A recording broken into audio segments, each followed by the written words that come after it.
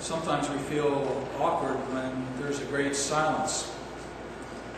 There's an emptiness, a feeling of what's going to happen next.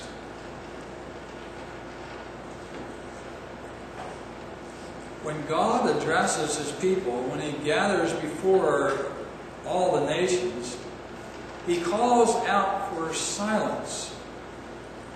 To a certain extent, the dread majesty of His person is that which imposes silence.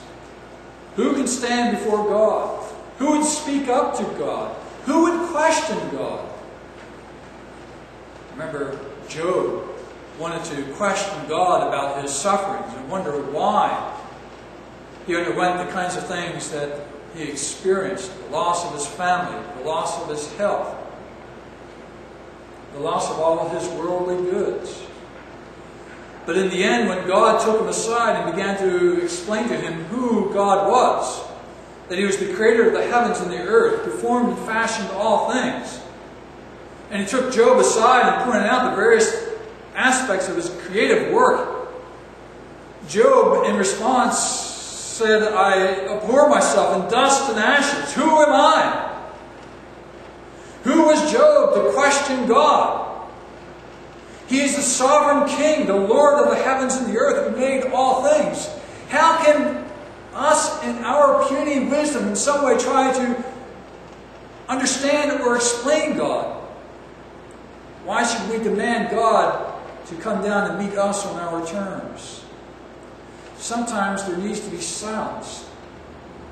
But here most especially, the silence is necessary so that the nations would listen to God. Listen to what God has to say. Quite often people are not willing to listen. They want to talk. They want to express themselves. They want to share their ideas and their concepts of God and the world and so forth. I know I have sufficient wisdom in and of myself to explain all these things.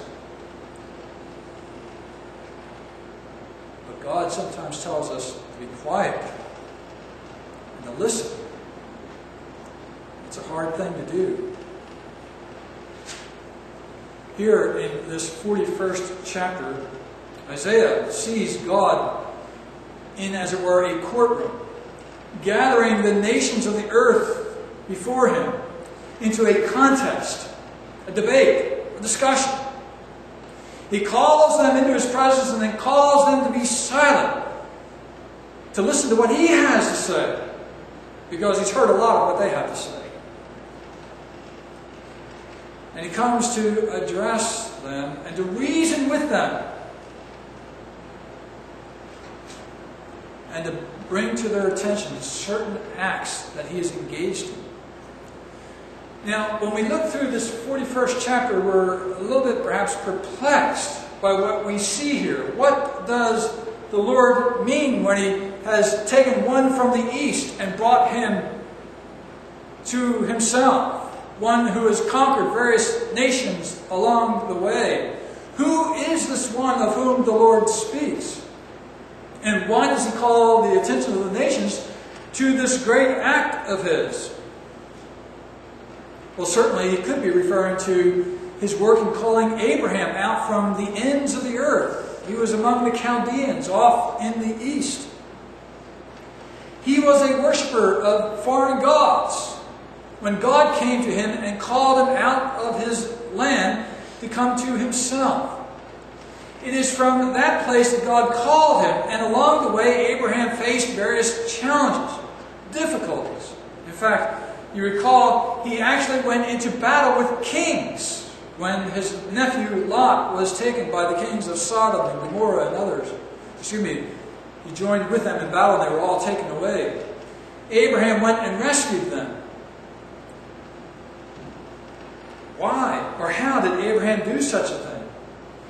Well, it was because of the presence of God in Abraham's life. God's readiness to come to his aid. God called Abraham to Himself. And so it may be that Isaiah is thinking of that. E.J. Young thinks that it might be rather thinking of Cyrus, who was yet to appear on the scene of history. One who would be the ruler of the Medes and the Persians, who would rise up and overthrow the Babylonian kingdom, which itself was yet to arise as a dominant world power. Isaiah wrote about 100 years prior to the rise of the Babylonian dominion.